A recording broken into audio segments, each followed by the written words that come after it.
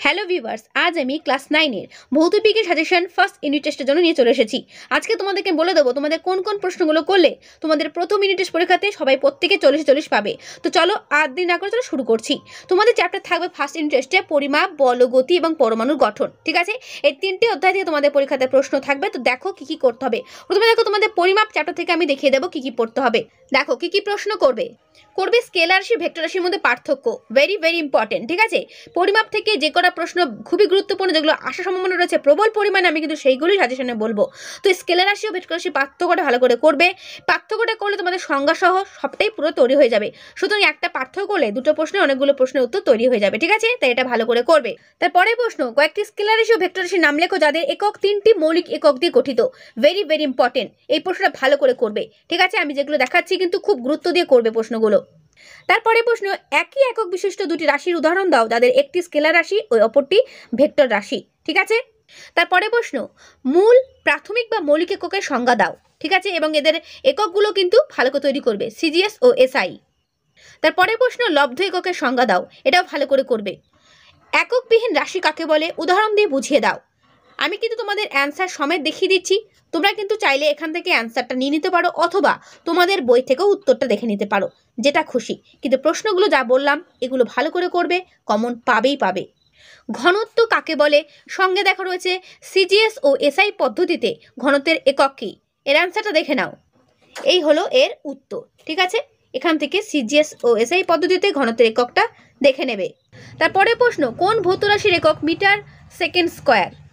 উত্তর হবে ত্বরণ বা মন্দনের একক। ঠিক আছে, তারপরের প্রশ্ন, আলোকবর্ষ মূল একক না লব্ধ একক। ভেরি ইম্পর্টেন্ট, উত্তরটা দেখে নাও। আলোকবর্ষ হলো মূল একক। আমি কিন্তু প্রত্যেকটার উত্তর পড়বো না, উত্তর তোমাদেরকে দেখিয়ে দেবো প্রশ্ন পড়ার পাশাপাশি, তোমরা কিন্তু করে নেবে। তারপরে প্রশ্ন, বস্তুর ঘনত্ব, ভর ও আয়তনের সম্পর্ক লেখো অথবা ঘনত্বের সঙ্গে বস্তুর ভরের সম্পর্ক কি। দেখো, বস্তুর ঘনত্ব সমান বস্তুর ভর বাই বস্তুর আয়তন। Very important. আয়তন একটি লব্ধ রাশি, এটি কয়টি প্রাথমিক বা মৌলিক রাশি দিয়ে গঠিত। ভেরি ইম্পর্টেন্ট প্রশ্নটি, উত্তর হচ্ছে এটা। ঠিক আছে, উত্তর কিন্তু আমি তোমাদের দেখিয়ে দিচ্ছি, এটা কিন্তু ভালো করে করবে। তারপরের প্রশ্ন, এসআই এককে 4 ডিগ্রি সেলসিয়াস তাপমাত্রায় বিশুদ্ধ জলের ঘনত্ব কত।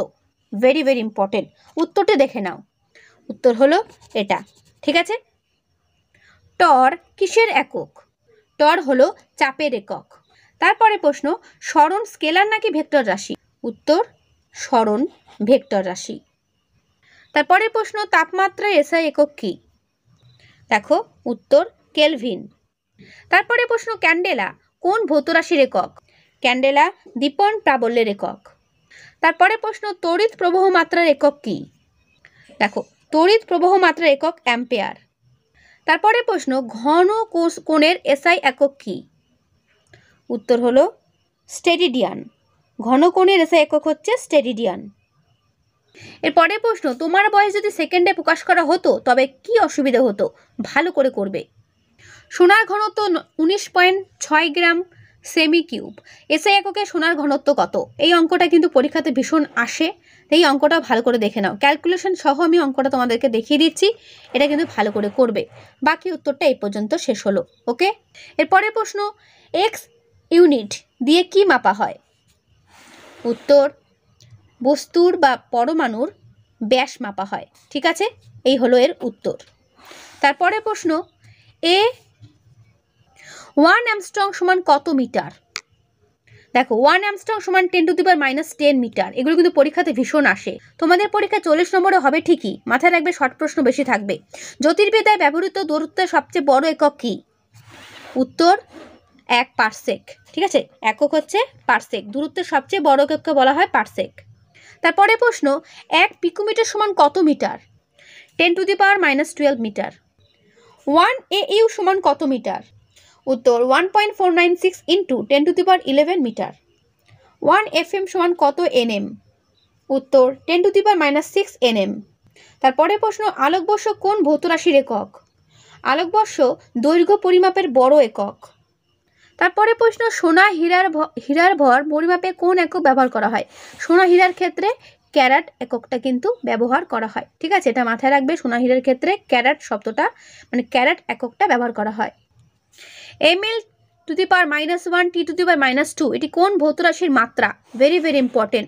উত্তর হচ্ছে চাপ ভৌত রাশির মাত্রা। এই মাত্রাগুলো কিন্তু ভালো করে তৈরি করবে, এগুলো কিন্তু অনেক সময় গুলিয়ে যায়, ঠিক আছে।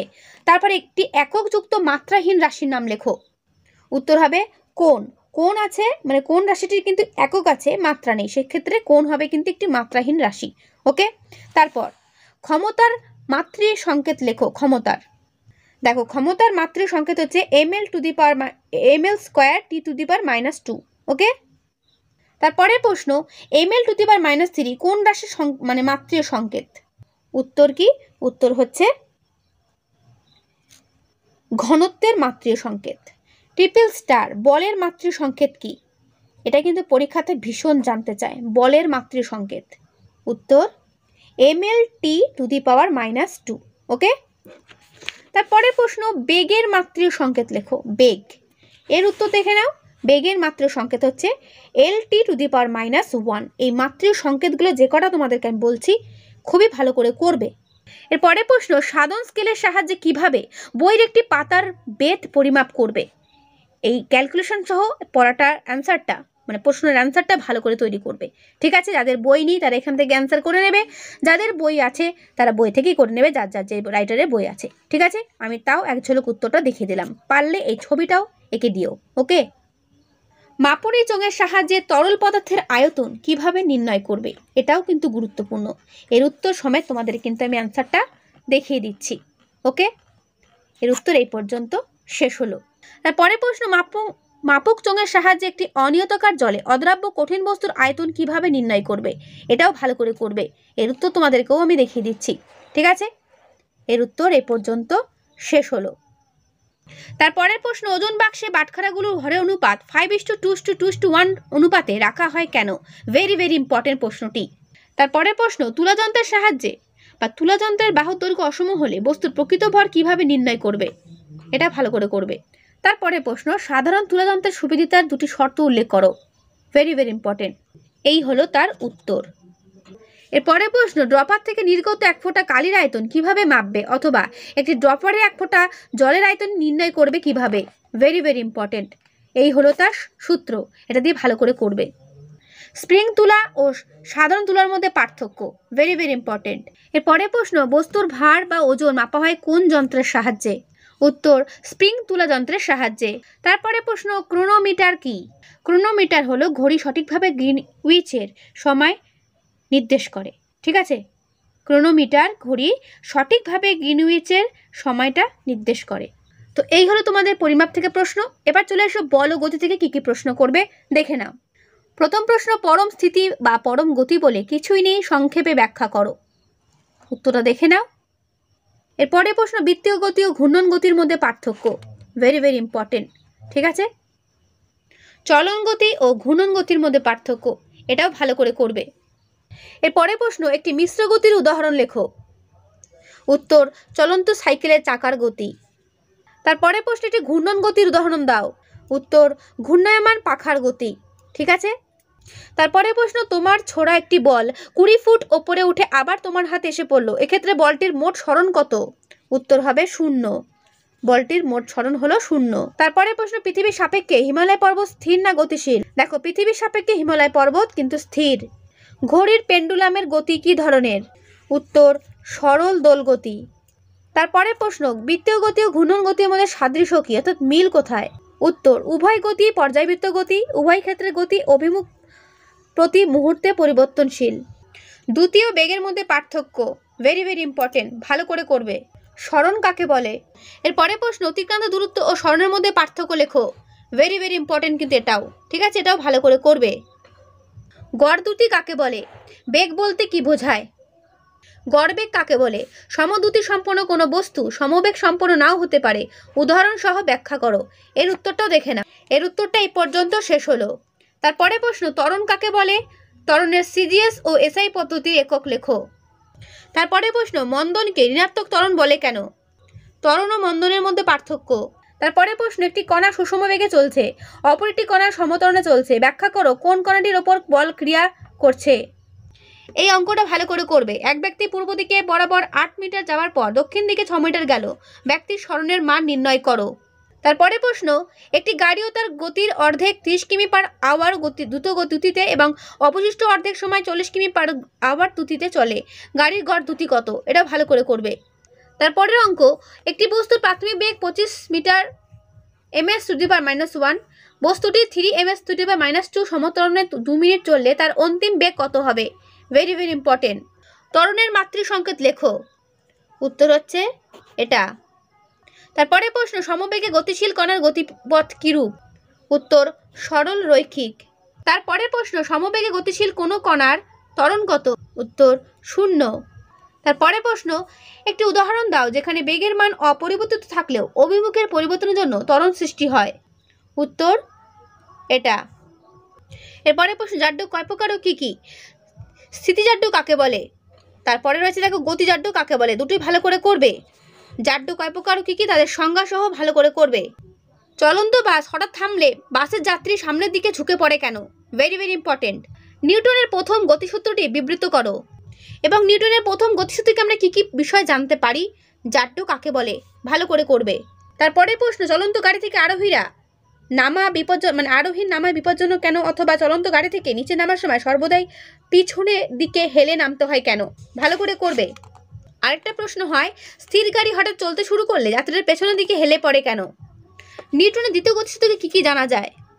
ক্রিয়া প্রতিক্রিয়া বিপরীতমুখী হলেও ওরা সাম্য প্রতিষ্ঠা করতে পারে না, ব্যাখ্যা করো। তারপরের প্রশ্ন, রকেট মহাশূন্যে যেতে পারে কিন্তু জেট বিমান যেতে পারে না কেন? Very very important. ভর ও বলের মধ্যে সম্পর্ক কি? ভেরি ভেরি ইম্পর্টেন্ট, এটাও ভালো করে করবে। সিজিএস ও এসআই পদ্ধতিতে বলের পরম এককের মধ্যে সম্পর্ক কি? খুবই গুরুত্বপূর্ণ প্রশ্নটি। নিউটনের কোন গতিসূত্র থেকে বলের সংজ্ঞা পাওয়া যায়? উত্তর প্রথম গতিসূত্র থেকে। তারপরে প্রশ্ন, 1 কেজি ভরের ওজনকে বলের এসআই এককে প্রকাশ করো। উত্তর এটি। তারপরে প্রশ্ন, 13n বলের দুটি সমকোণী উপাংশের একটি 5n হলে অপরটি কত? বার করার কৌশল সমেত আনসার করে দেওয়া আছে, দেখে নেবে। বলের ঘাত ও ঘাত বল এদের মধ্যে পার্থক্য কি? এরপরে প্রশ্নটি, খালি ট্রাক এবং মাল বোঝাই ট্রাক একই বেগে গতিশীল থাকলে কোনটিকে থামতে বেশি বল প্রয়োগ করতে হবে এবং কেন হবে? উত্তর সমেত দেখে নাও। ঠিক আছে, যে উচ্চ বেগে প্রচুর পরিমাণ জল নির্গমনকারী হোস পাইপকে কোনো দমকল কর্মীর পক্ষে হাতে ধরে রাখা কঠিন কেন? তো এই হলো বল ও গতি থেকে ইম্পর্টেন্ট প্রশ্ন, এগুলো করো, কমন পাবেই। এরপর চলো পরমাণুর গঠন থেকে কি কি করবে দেখে নাও। প্রথম প্রশ্ন, ইলেকট্রন ও প্রোটনের মধ্যে পার্থক্য। 4-5টা দেখে নাও তাহলেই হবে। তারপরে প্রশ্ন, পরমাণু কাকে বলে ও পরমাণুর মৌলিক কণাগুলোর নাম লেখো। পরমাণুর মৌলিক কণাগুলোর আবিষ্কারকদের নাম, মানে কোন কণাকে আবিষ্কার করেন। ঠিক আছে, কাকে পরমাণু পদার্থবিজ্ঞানের জনক বলা হয়? Very very important. Electron, proton, neutron কণা তিনটির মধ্যে সবচেয়ে ভারী কোনটি? কোনটি সবচেয়ে হালকা এবং কোনটি ধনাত্মক আধানবাহী ও কোনটির আধান শূন্য? এই প্রশ্নটা করলে অনেকগুলো প্রশ্নের উত্তর একটার মধ্যেই তৈরি হয়ে যাবে। ঠিক আছে, তারপরে প্রশ্ন, একটি নিউট্রন ও একটি প্রোটন একটি ইলেকট্রনের তুলনায় কত গুণ ভারী? নিউটনের আধানের পরিমাণ কত? Very very important. তারপরে প্রশ্ন, পরমাণু নিউক্লিয়াসে নিউটনের অস্তিত্ব বিবেচনা করা প্রয়োজন হয়েছিল কেন? অথবা রাদারফোর্ড কেন পরমাণু নিউক্লিয়াসে নিউটনের অস্তিত্ব অনুমান করেছিলেন? এর উত্তরটা পুরোটা দেখে নাও। এই পর্যন্ত উত্তরটা শেষ হলো। তেজস্ক্রিয়তার আবিষ্কারক কে? উত্তর হেনরি বেকারেল। একটি তেজস্ক্রিয় মৌলের নাম লেখো।